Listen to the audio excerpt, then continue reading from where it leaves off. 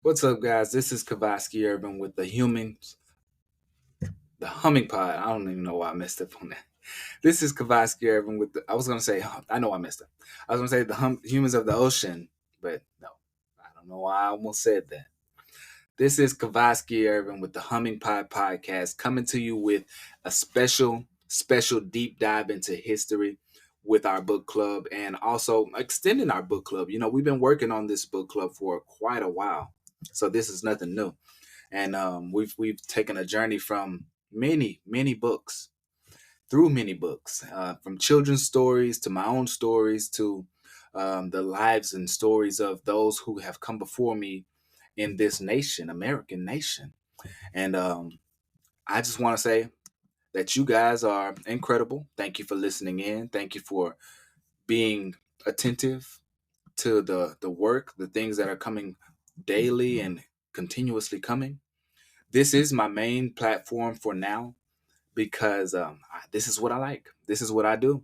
I do work and I want to share my voice in the process of the work. Today I have something super special because last night I was doing a bunch of reading based on timelines and different things and trying to get a real understanding. I was watching a YouTube video about a man who is 95 years old, and his perspective was really powerful. Not to the instance of him being some World War hero or something like that, but he was a citizen of America. He was 94, it says, and he was from Texas.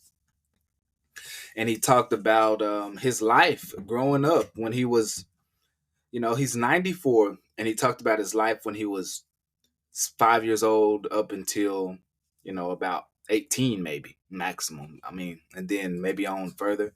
But most of his life, his big things that was happened from about 5 years old till about 17. So that's where he really started to develop a form of a life, and he started to have life, in the midst of it. And what he talked about was work, um, cotton picking, and then that time frame, how that important that was, and how little they got paid for it. He'd say, like, you get $3 a hundred, $2 a hundred, which means you get $2 a day per 100 pounds of cotton. So 100 pounds. Have you ever picked up 100 pound weight? Think about that. Have you ever picked up 100 pound weight? Imagine you got to load up that much heaviness of cotton, 100 pound. That is a lot. Like, man, when I'm just sitting here thinking about this right now, I picked up a little jar. This probably weighs, if I said maybe 6 pounds. So about not 10 of those, but about 20 of those, roughly. Maybe more like 18 of those would equal. So you got to pick a lot of that cotton and only get $2 for a day. $2 could have bought you,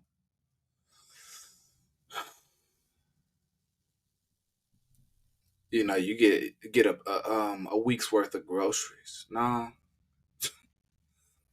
you maybe could have bought a total of a week worth of groceries, not including the fact that you might have kids. The community might be terrible. The everything else you got to pay. We're not gonna just box it into groceries, but groceries, water, um, lamps they may need for lighting, oil, stuff like that for the lamp, or shoes, clothes, babies, food, rice, or whatever it be, travel, paying the person whose land you're on or equipment you're using. This is what he talked about. He talked about his experiences on going to movies, how and going into the community, and how segregation and Jim Crow affected everyday life as Black people continue to just live their life. It affected everything. He his perspective was from the 1940s.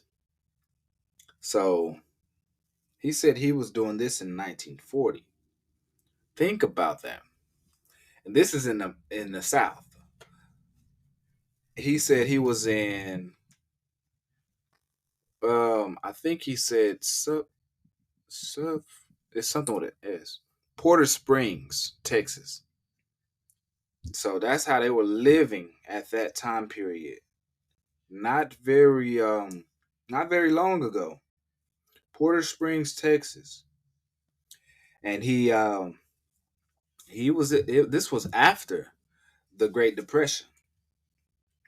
So think about it. After the Great Depression, they make it seem like, okay, there was a change now. But the reason why I really want to get a deeper understanding based on what we are talking about, see, that ain't far from where I'm at. I mean, at all, at all. You see, goodness gracious, it's just like right there. It's not far from where I'm at all.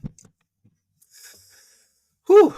So he talked about the changes and how the development happened. He says he was going to school. He got out of school about around 12 years old, and he started about he had about 2 good years of school from about like 5 to 7 or 5 to 8. He had about 2 good years of school, and after that he had to really start working. At 8 years old, that's when you definitely got to be out there working. So you a good healthy boy, and you gonna get out there and pick everything that you can get. You're like easily can do it. You right height, you right weight, everything. But if he said if you get sick, that's the only way that you get out of something like that. Now, what the book club and how the book is playing a factor in this is a book called The Great Depression, and it's a young adult book. And I looked back at and read about like Calvin Coolidge, the Roaring Twenties, how there was a shift. There was a shift, guys, from one year, 1928. Coolidge was saying, "Okay, this is the year of prosperity. We're finna see a high in this life." And so with those things, with those that lifestyle being the new norm as they saw it was going to be, they began to do things like take credit for things they couldn't afford. These are white people and well off people. So that happened in 1928. Let's go ahead and look at the people. The people working, the working people, white people, black people, everybody, the working class. They started to continuously work and make and produce all these products. But the wages they were getting paid weren't what they would have. That's my phone. I'm sorry about that. The wages they had been getting paid could not supply them to afford the things that they were making. So they were making all these things in this community, but none of them could buy the stuff that they were making because they couldn't afford it because of the wages. And so this was a big problem. It says in 1929, the people with the top point or 0.1% of the wealth had a combined income equal to the bottom 42% of the people of the United States. And it also skipped down and says, thus the United States had a large amount of goods created by increased productivity. The workers that were most likely to want to buy these goods did not have enough money to purchase purchase them. I was going to say them, the items, but it says them. And so they have all this productivity, all these items, all these goods, but not enough to afford it. Let's go ahead and skip a bit here. We look at this was a farming time. They were farming consistently. And here's a little sentence. It says, by the time the depression began in 1929, many American farmers were in big trouble. Agricultural conditions in Canada in the 1920s were similar. Then we go to some risky betting, talking about and getting educated about investments, stocks, and different things like that, and how this was the new norm for people to become hip and more knowledgeable about this type of life because that's what they thought they were heading into. Let's see. It says by August of 1929, this policy was one factor that led to a recession, which is the Federal Reserve.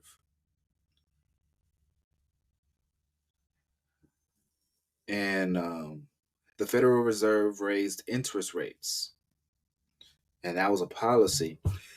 The reason why I'm so excited is because on in 1928, or I think in 1929 actually, that's the day that they called Black Tuesday.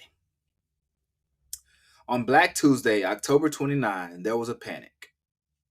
And today, being Tuesday, October the 29th in 2024, the danger of leveraged investments became clear on that day.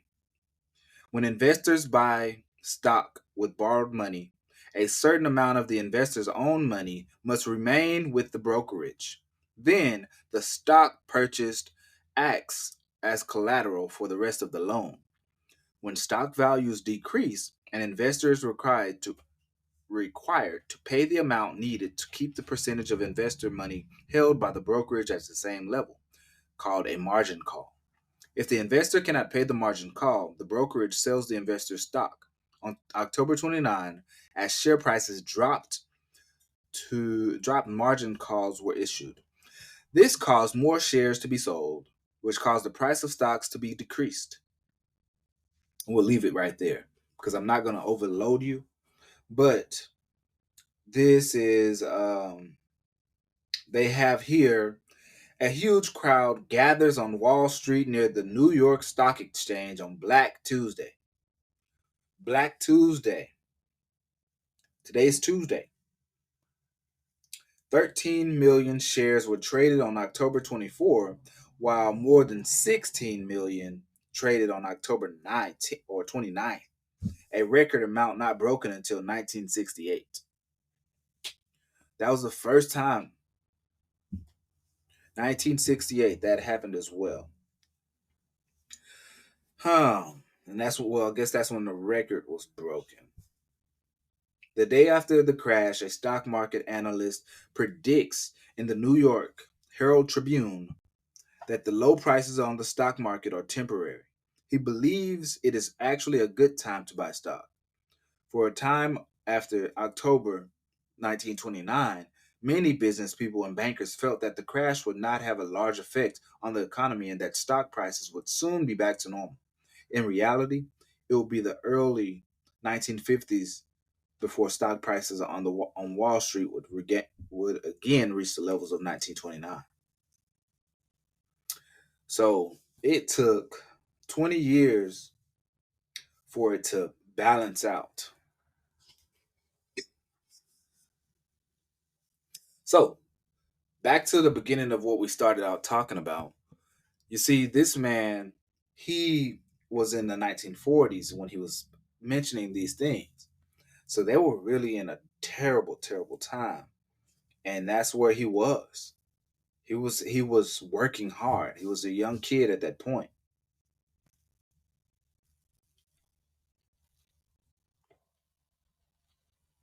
These phones are making too much noise for me, man. I'm not trying to have that in the background for you guys.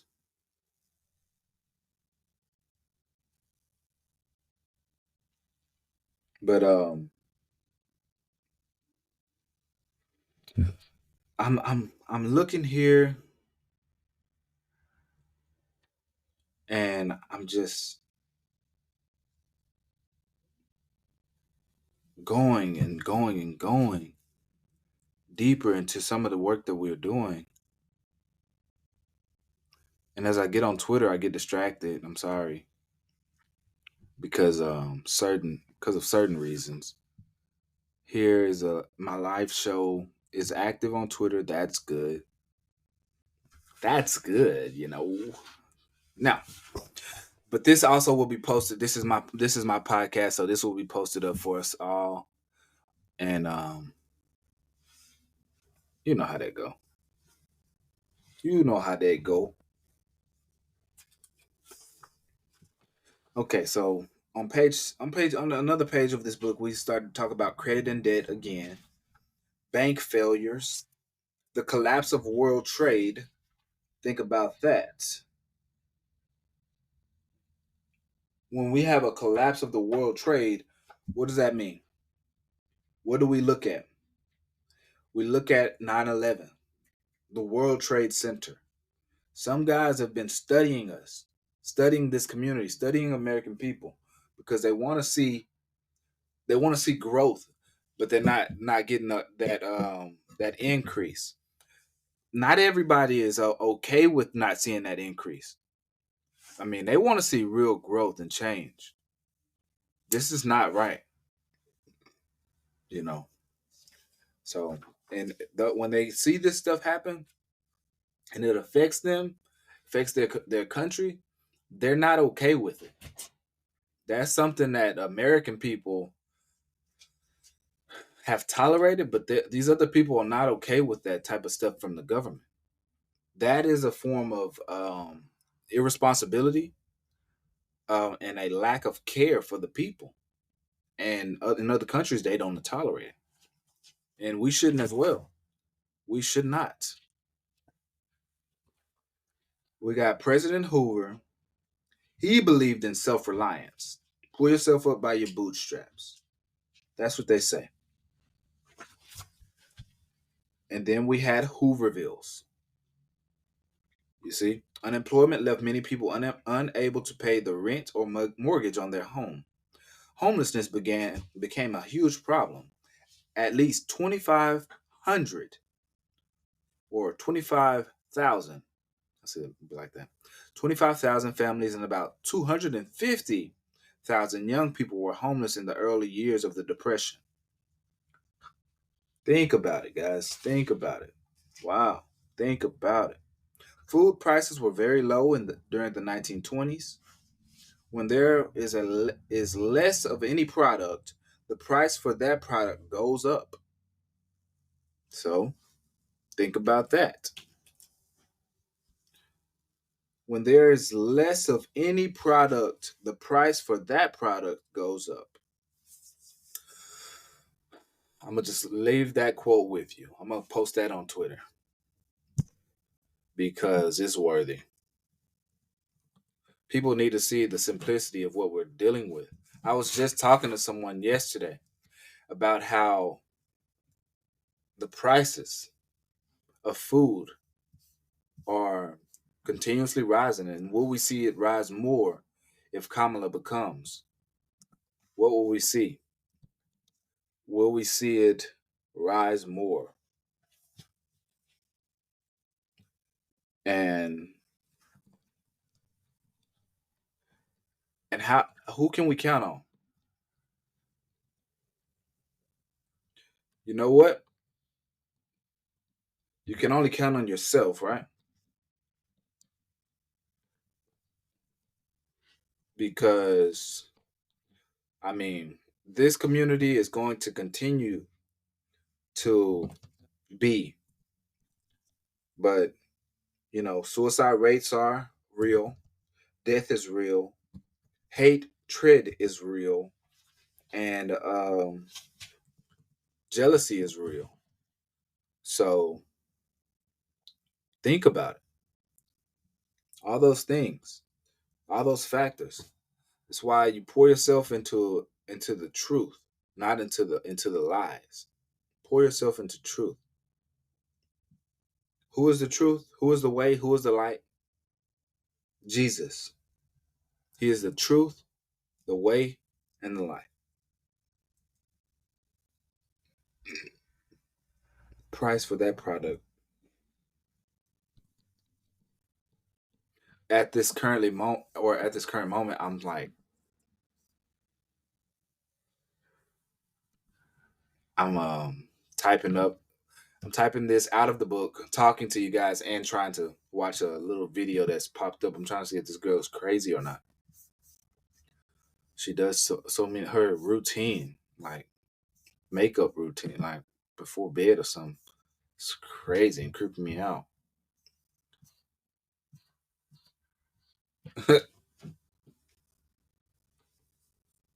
Okay, here's a book called The Grapes of Wrath by John Steinbeck.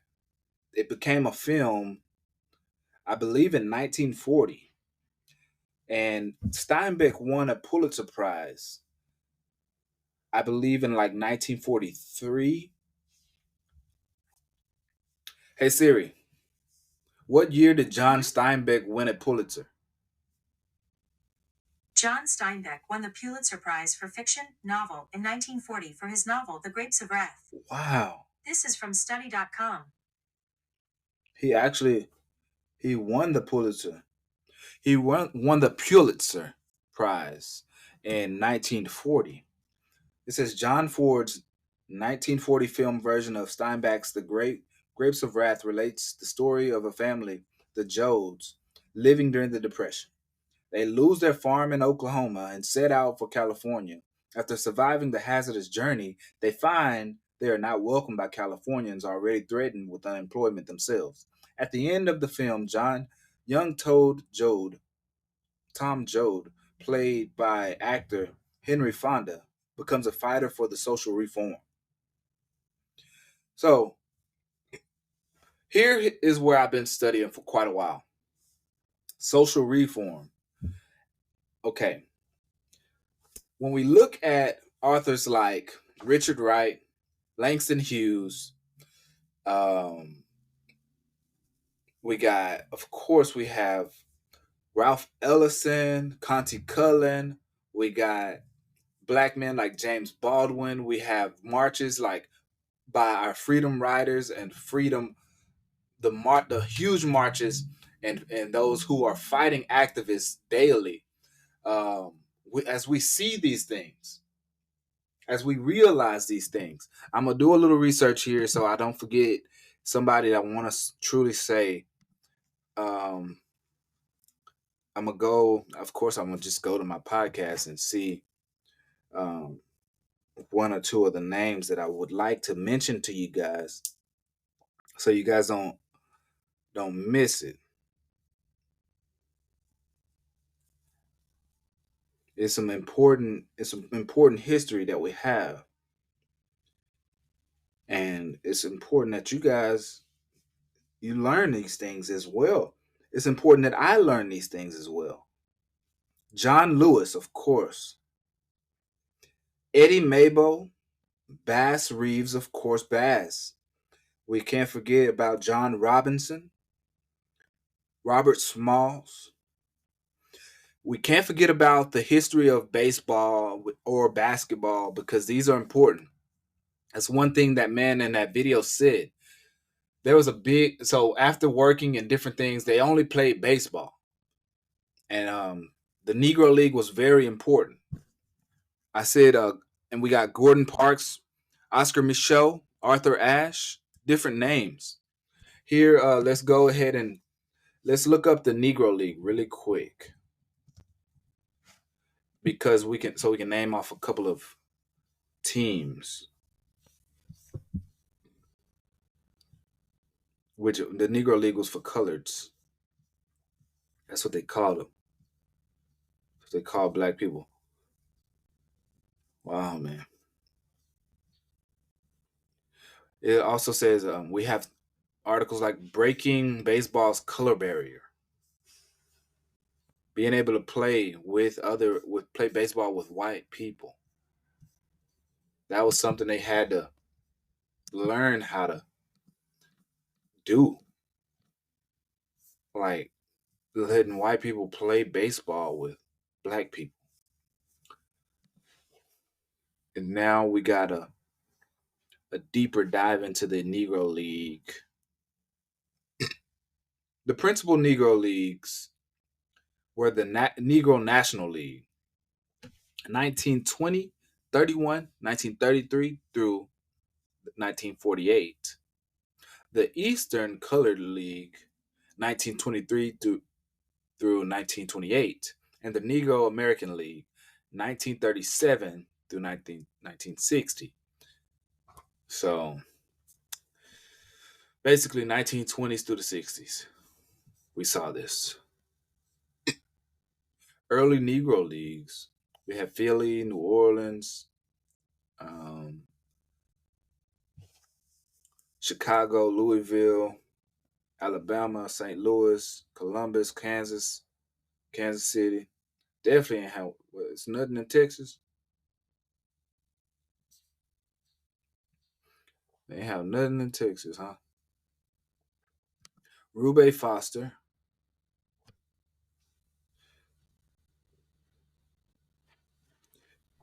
born September 9th or September 17th, 1879, in Calvert, Texas, and died in Kankakee, Illinois. Was an American baseball player who gained fame as a pitcher, manager, and owner, and as the father of black baseball.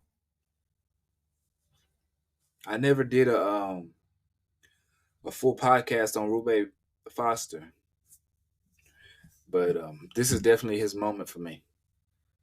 It says after founding in 1920 the Negro National League, the first successful professional league for African American baseball players.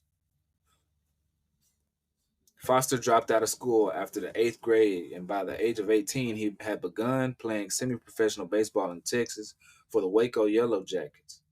In 1902, he joined Frank Leland's Chicago Union Giants, but soon left to play in an integrated semi professional league in Michigan.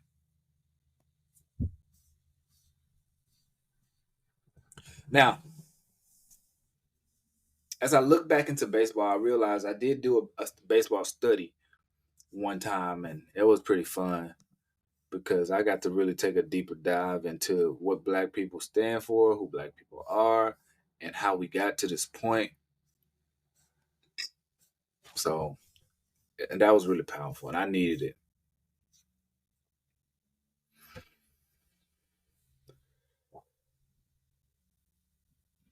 I needed it, man.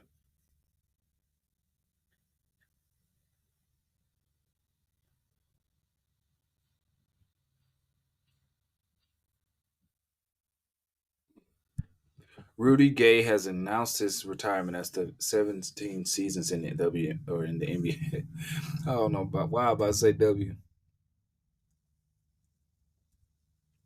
but that's beside the point. That Rudy Gay thing. That's beside the point.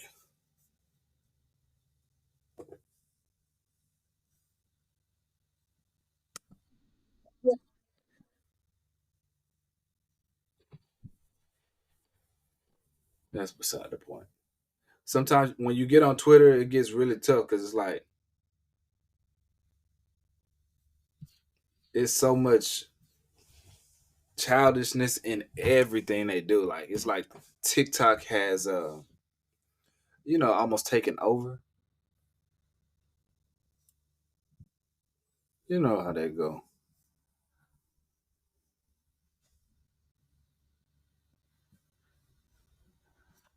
It's tough, man. Okay, let's jump back into the podcast because there's so much joy in seeing how far we've come. That's why I podcast about these topics because I really want to educate you guys and so that y'all can see how important now is in the grand scheme of where we have been. This is what Kamala says over and over. Unburdened by what has been, by what can be. That's what she keeps saying. Unburdened by what has been and what can be. Unburdened by what has been and what can be. She keeps saying that stuff. But I just want you to know that you are special, you are worthy, you are worth it. Your time is worthy and worth it. Thank you so much for listening to this particular podcast. We're gonna have some more things coming soon around these topics, of course.